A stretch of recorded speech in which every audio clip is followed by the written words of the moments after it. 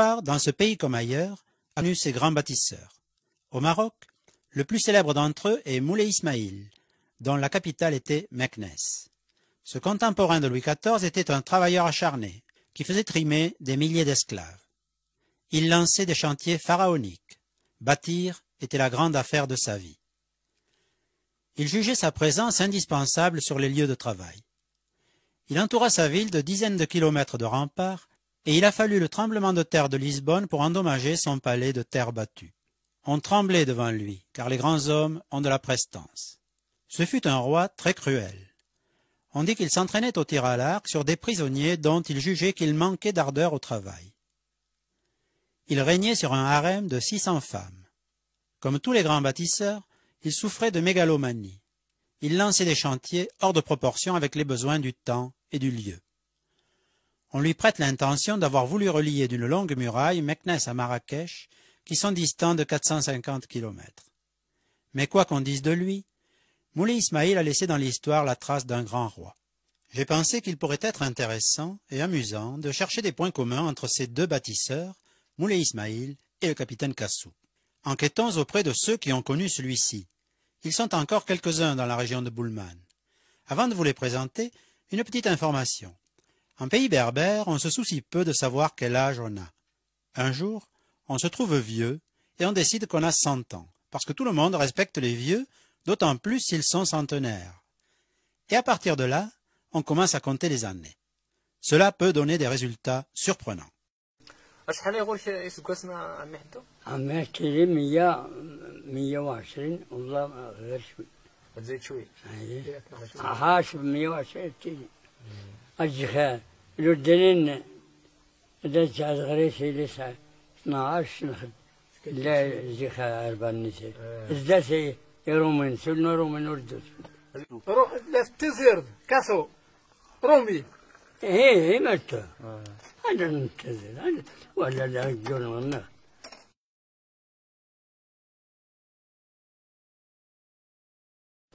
ودخلوا نوطات فرانسيس راني حضري صغير مع الوالد. وشحال دابا زعما يكون عندك؟ عندي 111. 111. 111 عام محقة. محقة مزيان. محقة مزيان. كاع هذوك النصارى خدمت معهم انا. كموط كارينا كلهم هذوك النصارى مرطاس كل شيء. كاسو. شنو خدمت؟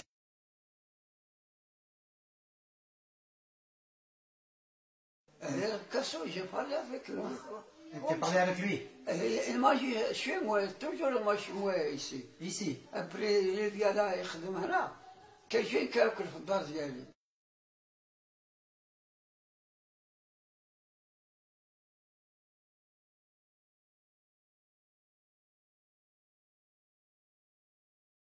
كنعرفوه. كيجي لهنا. راه الطريق ديك الساعة حاضر فيها الطريق هذا الطريق هذا حاضر فيه ولكن ما معطش.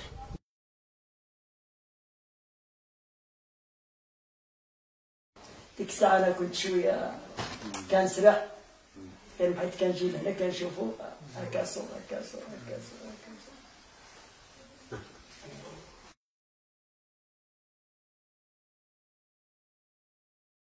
أيوا قولها يا في سيدي محمد يوسف مولاي يوسف هذا الخميس هذا سيدي موحى السادس على حالي على 150.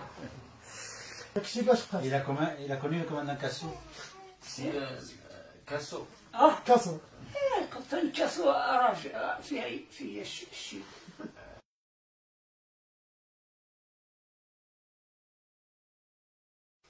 هذا الشيء انا عقل عليها وكان كاسو ضربني انا.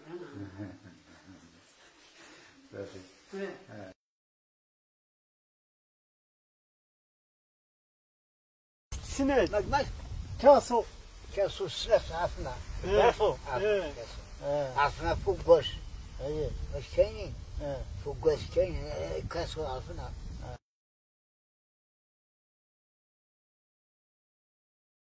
عشرين 25 انا كيعاود لي الوالد وما انا مازال ديك الساعه. الوالد اللي كيعاود لي هادشي. كارفو.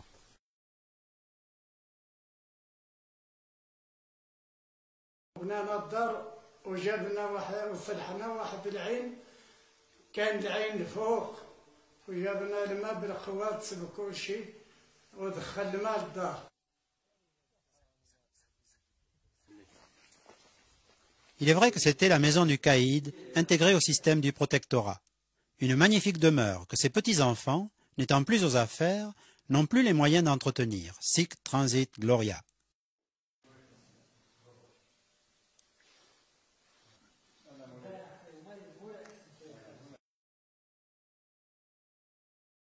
La Chevrolet 1945 est toujours là, et à mon avis, elle n'est pas près de bouger. Mais reprenons point par point la comparaison entre le capitaine Cassou et le roi Moulay Ismaïl. Les travaux. وجا لهنا وصل هذا العين هذا 1945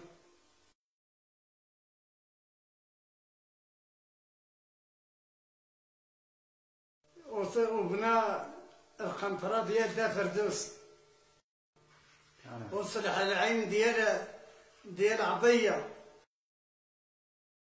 وصل السواقي ديال المرت فايت علي، القوات ما دارين الدابا.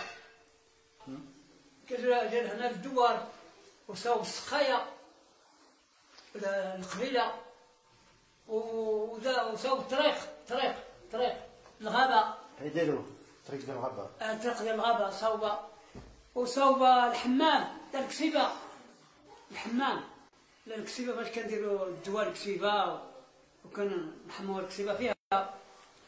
صريح. عنده انتاجين الخوسين انتاجين الخوسين على ست نعاسة الجزء سلمان من قبل تخدم دغري رومين لو خدام خدمة غير يتشي خدمة أرجع نخدم خير تشوي نخدم بريد اليوم الكاسو نخدم أبريد تشوي هاد كلين رومين سيسان كل شيء مزيان عنده كيخدم بحال ها هو قلت لك القنطرة ديال المخشوم ما ماشي ديال المخشوم، هذاك القنطرة هو اللي دارها. هذه القنطرة ديال العشان ديال ماشي ديال العشان ديال ايش خباش هو اللي دارها، انا خدمت فيها. هو اللي خدم ذاك الساقية، وما كان بكري ما كان لا الماء لا والو، دار الساقية ورد الماء كيف لقى الناس كيديروا الزيتون. ابريد نصفرو ياك؟ اي ابريد نصفرو. ابريد تازوتا. اي تازوتا ولا ابريد الزوطة يا.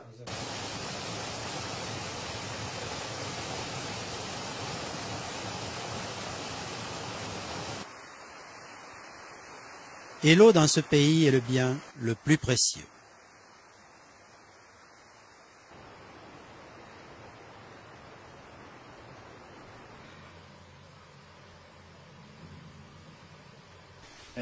La Séguia allait à une plaine qu'on appelle Ndez. C'était très difficile parce qu'il y a beaucoup de montagnes. C'est dangereux.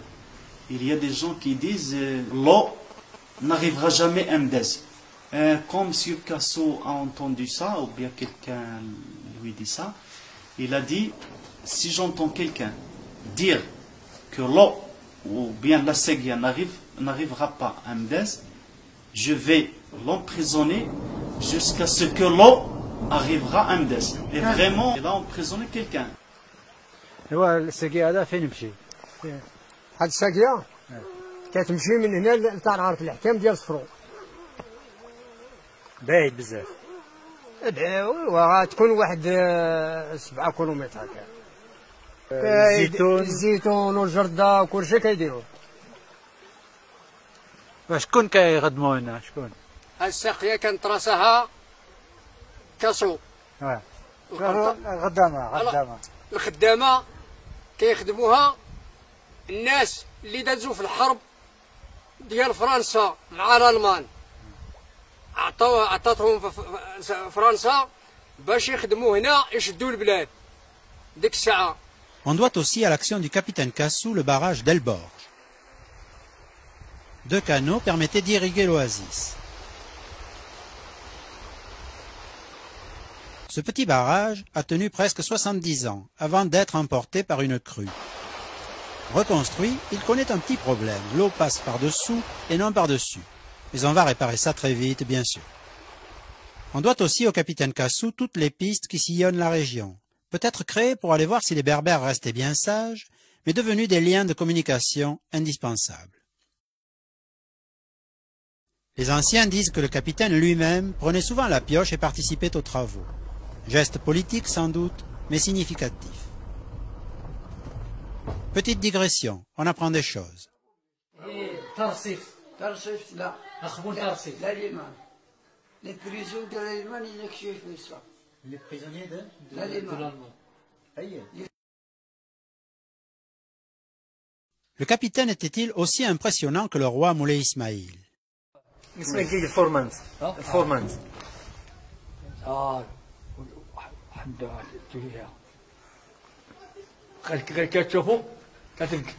Il avait de la prestance donc. Son physique présentait toutefois un petit défaut. Oh, bien minime, mais quand même.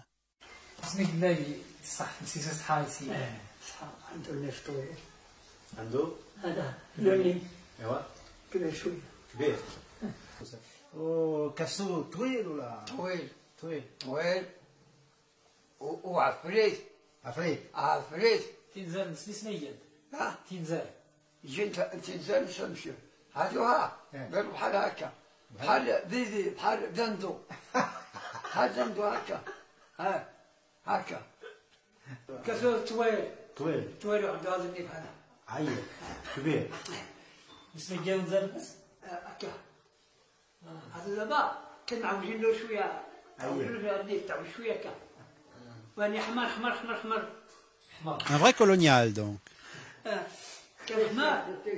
كان حمار النفع وهذا النفع طويل وطويل عنده طوال هنا ومعوجين هنا خواو هنا داروا هكا ومعوجين شويه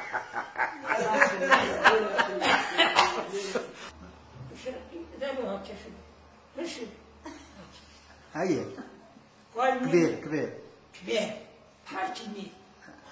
Allons bon, ça m'apprendra à poser des questions idiotes. Abordons maintenant le chapitre de la cruauté. Je ne crois pas qu'il fût au niveau du roi Moulay Ismaïl, mais le capitaine Cassou fut un homme dur. Les avis sur la question sont unanimes.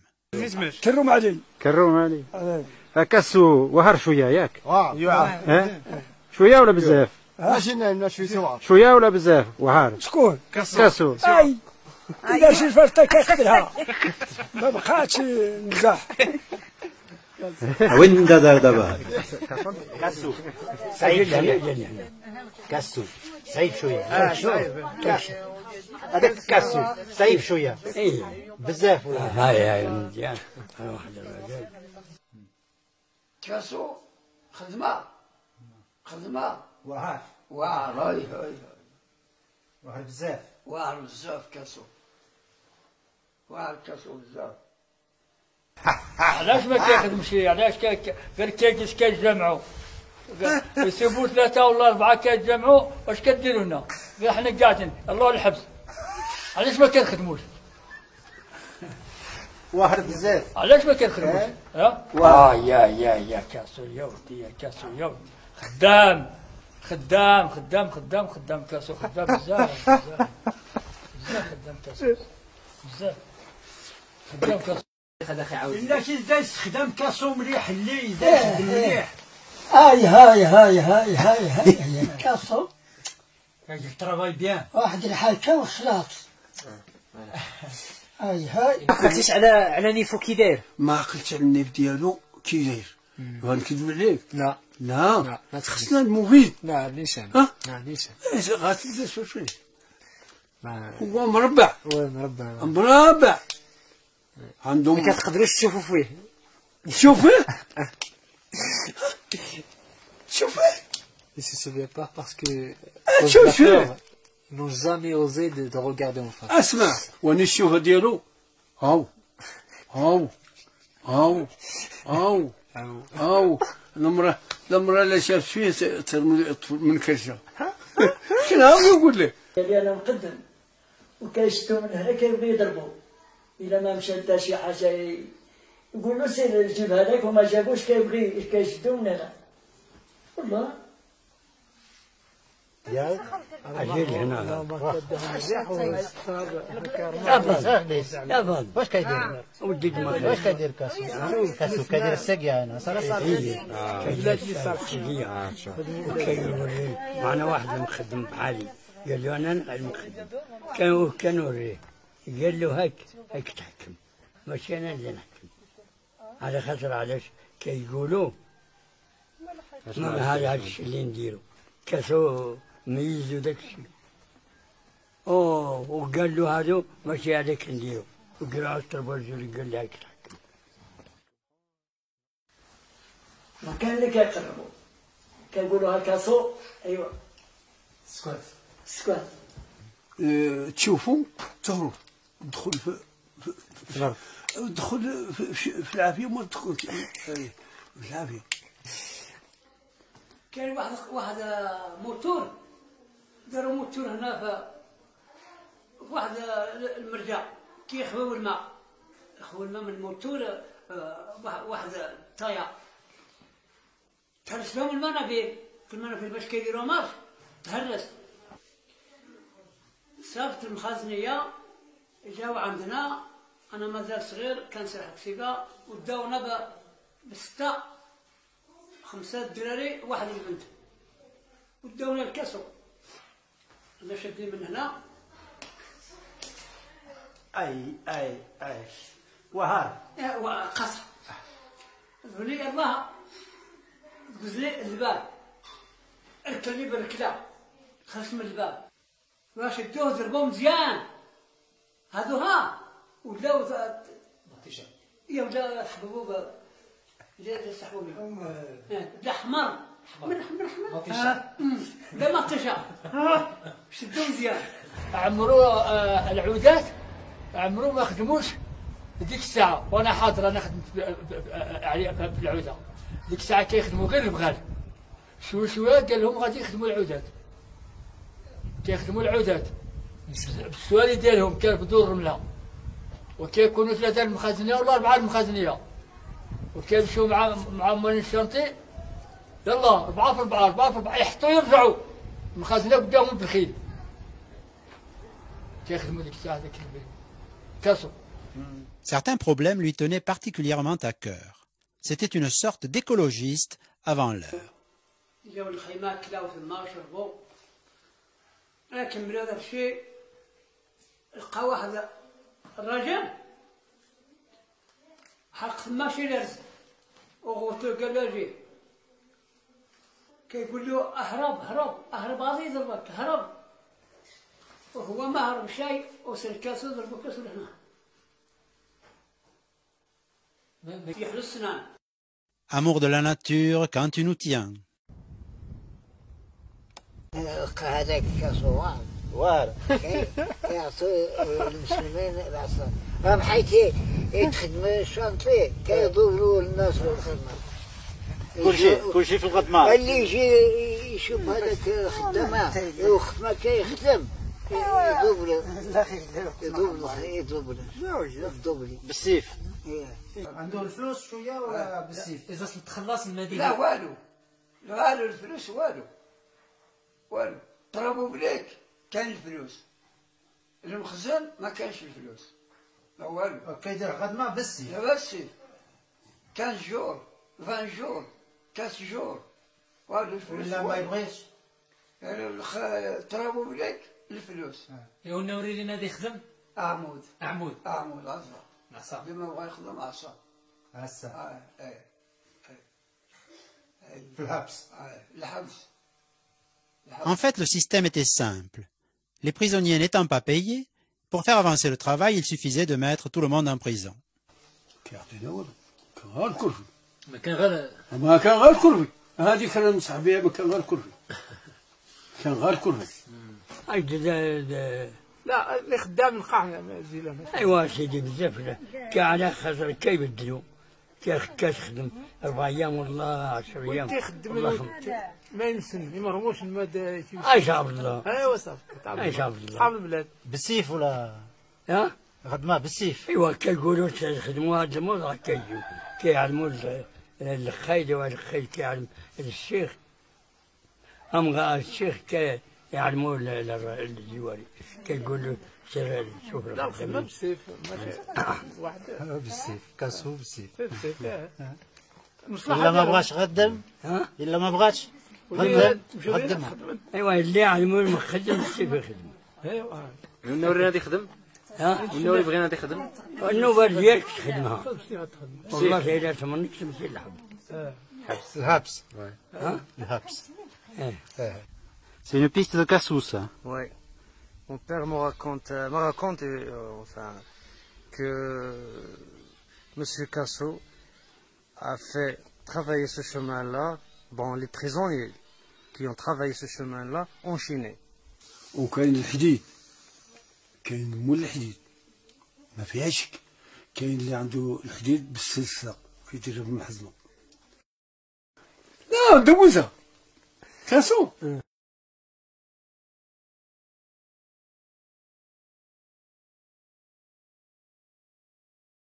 Le capitaine Cassou ne pouvait pas lutter avec Moulay Ismaïl sur le terrain de la polygamie. Mais au sujet d'une jeune fille du village, une beauté berbère sans pareille.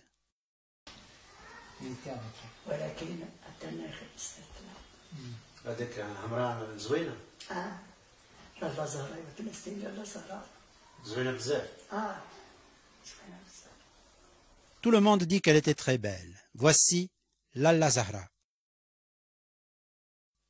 À droite, bien sûr. Ici, à gauche, 30 ans après le départ du capitaine, ce qu'on appelle une belle femme. Avec son troisième mari, un peu en retrait et beaucoup plus bas. On n'y croit pas une seconde. Et 5 jours avant sa mort, le geste toujours gracieux et une lumière dans l'œil. Sa sœur n'a pas voulu s'exprimer sur la question, mais elle branle le chef, ce qui peut passer pour un message codé.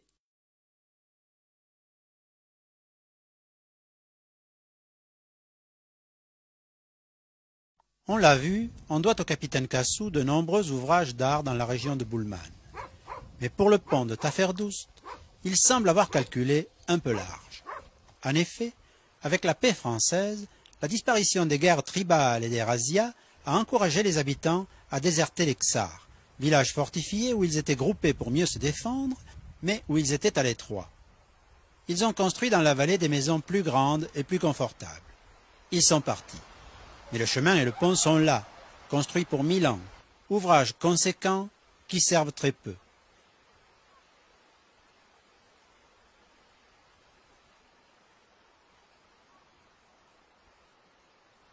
Mais l'inutile n'est-il pas la seule vraie marque de la puissance? À quoi sert la tour Eiffel?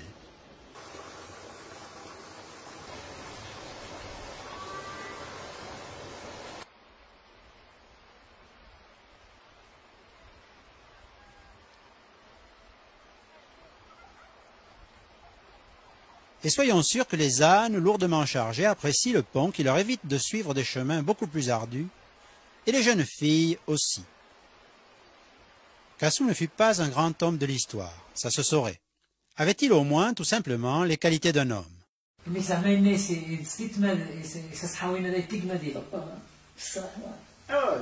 s'il met tout le monde en prison, il n'est pas juste. Il n'aime pas la oisiveté, c'est tout. Dis-lui, s'il met tout le monde en prison, il n'est pas juste. ليش معناه بدات كلشي مدرية هي الحبس معناته انه ماشي معقول. إذا شي حاجة دابا ما كايبقاش باش يتجمعوا تما في الفيلاج. فهمتيش؟ لأنه إلا كيتجمعوا في الفيلاج ما تعرف اش غادي يديروا.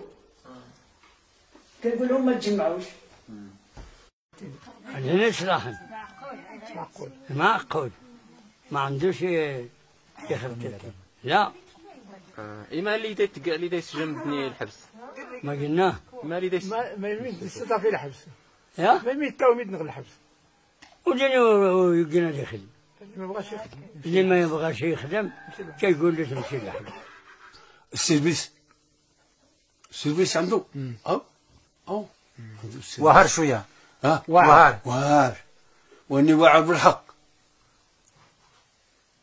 ماشي بالباطل كيسيب بنادم سارق ولا هادي ما كان غير الحديد يدير غير الحديد ما كان غير هادي واني من الخدمه يصير واقف مع واحد ولا جوج في الفيلاج الحبس هذاك الشيء اللي كيدير زعما يعني تيق عباد الله ما جدي تظهرني كاسراني جار عباد الله الحسن ويتني جاري الحبس.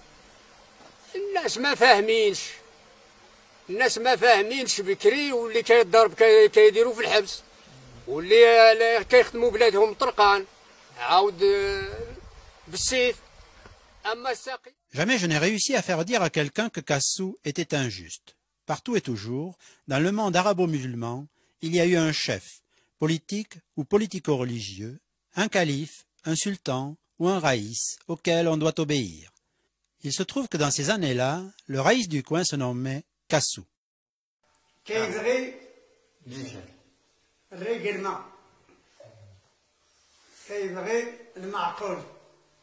إذا جيتي المعقول غير كتجي تهضر معاه ويدير حتى كتفهم حتى كيسمع الكلام. إلا مخير كيقول لك بغيت إلا ما عجبو الكلام كيقول لك نو نو نو نو نو صافي يوصل الحاصل لو كان بقى في المغرب غادي يصلح كلشي النمير واحد صافي. إيوا من تما لهنا وخدم مزيان اللي مشى حتى مشى بحالي صافي حتى مشى بحالي. ايوا ما نقول لك راجل مزيان وصلح البلاد بزاف. اييه واخا صعيب ولكن ها هو خدم البلاد. معناها تعاود نلعب نسيشو لا والو خدم كاسو خدم. لو كان بقى في هذه البلاد غادي تولي هذه البلاد كلشي جنة. واني هو كيخدم الحق هو أو كيخدم الحق والمسكين هاي كيجي هنا وكي لعند موت وهادي يهضروا يعطيو للمسكين يعطيو الكتان يعطيو كله هادي واللي صابو قاعد الحبس كيقول له طرف هاي طرف هاي شنو كدير انت كيقول له حتى ما كتفلحش وما كتسرحش ما كتخدمش لا موطور ما كتسرحش الكسيبه ديالك ما تسرحش تكونوا مزيانين. كنقول له هكذا الحبس الا ما خدمش الحبس هذاك الفيلاج بولمان ما تصير فيه واحد كلشي كان الشوت عليك وواحد من الناس عطا شوات ما كان غير شهر ما كان غير راجل مزيان وعنده المعقول وعنده الخدمة. ايوا هذا ممكن وعنده الحكام. كسو مزيان راجل إلا عطاك الكلمة تهنى راجل. فرنسا خدمات واني اللي داس بولمان كاسو اللي هو راجل. إلا سناش بشديد داو ديال الناس ديالو يلحقوا لي هذاك الراجل كاسو ما كان شي حكم بحال ديال كاسو راجل. إذا سلاش البط وغيشي الناس مش غيشي لا البط وغيشي الناس غاس دوز عاوداس أو يتغاس المفيد والو هادو التوز بخرايات يداو. لا واحد العام كيسموه العام الأحمر ما تصيبش الحبة نتاع الزرع ولاو جابوه هما الخرطان وكلونا الخرطان كنطحنوه وكلونا الشعير وكلونا الماكلة من عندهم من عند فرنسا من عند فرنسا كيجي هذاك الشيء. القهوة كل الخيام كنا غير في الخيام كيجيبوا لك الرسول الخيمة والرسول ما يخصكش ديالك ما يخصكش ماشي تقول هذا شبعان وهذا جيعان كلشي بحال سكتوا خط واحد وهادو كيما الشيخ كيما القائد كيما كلشي بحال الكتاب كلشي بحال السكر بحال ما كان فلان. Distribuer des biens sans favoriser les notables, voilà certainement quelque chose qui a dû marquer les esprits. Un jour, M. Kassou venait de Boulman, à Skoura, pour rendre visite. Il y a beaucoup de services à faire. Et elle a trouvé mon grand-père et mon père travaillaient ici, tout près d'une source d'eau. Il a dit, pourquoi vous n'avez pas aménagé ça, vous n'avez pas travaillé, vous n'avez pas planté de plantes. Mon grand-père disait que ici, cette place est dangereuse, il y a des diables, il y a des genoux. Et on a peur d'eux. Monsieur Casso a dit que les vrais genoux, c'est la famine. Si vous ne trouvez pas quoi manger, les genoux, vous allez vous frapper à la ventre, au ventre. Et là, on voyait des prisonniers. Ils ont creusé, ils ont planté les oliviers. Les autres gens ont payé quelque chose, mais mon grand-père n'a rien payé. Il a dit, monsieur, c'est un shérif, il est respectable, il ne va pas payer rien. Et nous sommes reconnaissants à cette personne qu'on n'a jamais vue. Parce que c'est moi qui mange les fruits maintenant. Okay.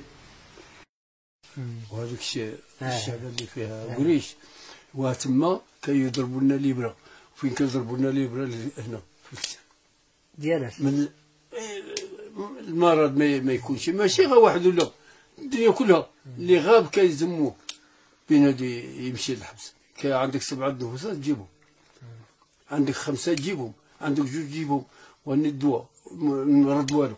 كان المرض كيما درك والجوع ما يبقاش بلاد. هو ليبرا من العام للعام ليبرا وكيديروا ليبرا هنا واخا صحيح من العام للعام. هاي خدم.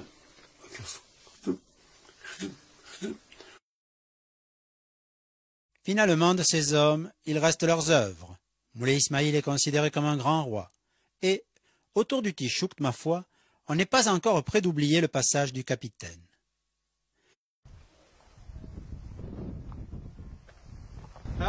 شكون كيديروا العين؟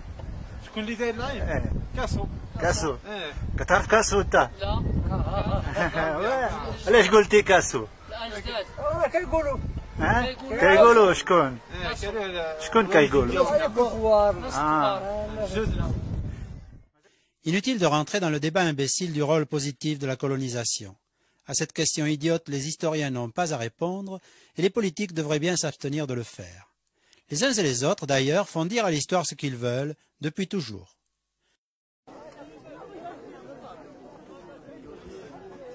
Je vous ai présenté un discours qui a pu surprendre. C'est le discours des hommes, et en l'occurrence celui du petit peuple des montagnes. Chacun y cherchera, à son gré, la part de la sincérité, de l'ignorance, de la nostalgie, des déceptions postérieures, du désir mal compris de plaire aux Français qui tient la caméra, du cabotinisme, voire du gâtisme. J'espère que vous l'avez fait. Pour ma part, n'étant ni historien ni homme politique, je me contenterai de dire que le contact avec les populations berbères, qui sont celles qui ont le plus lutté contre la France, puis avec elles, qui ont aussi vécu au plus près des Français, pour le meilleur et pour le pire, nous renseigne sur un point. L'histoire franco-marocaine, avec ses moments difficiles, terribles parfois, entachés des injustices inhérentes à toute conquête, fut au bout du compte, et surtout, une histoire d'amour.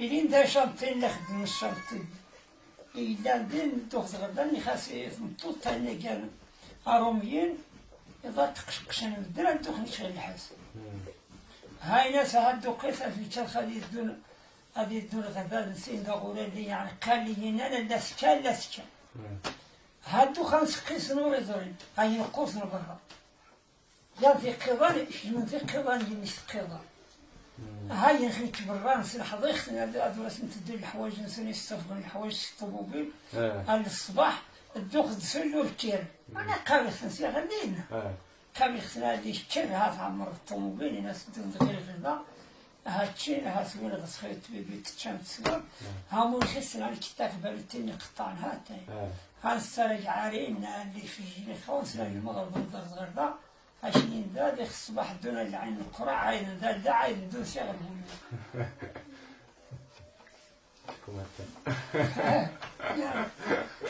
De tous les cimetières de campagne, on a rapatrié les corps des militaires français. Bien sûr, il était difficile de leur demander leur avis. C'est bien dommage, car nombre d'entre eux auraient sans doute voulu rester sur cette terre qu'ils ont aimée, comme ce fut le désir du maréchal Lyautey lui-même. Et je suis sûr qu'on pourrait citer à propos du capitaine Cassou cette phrase du roi Hassan II rapportée par Michel Jaubert.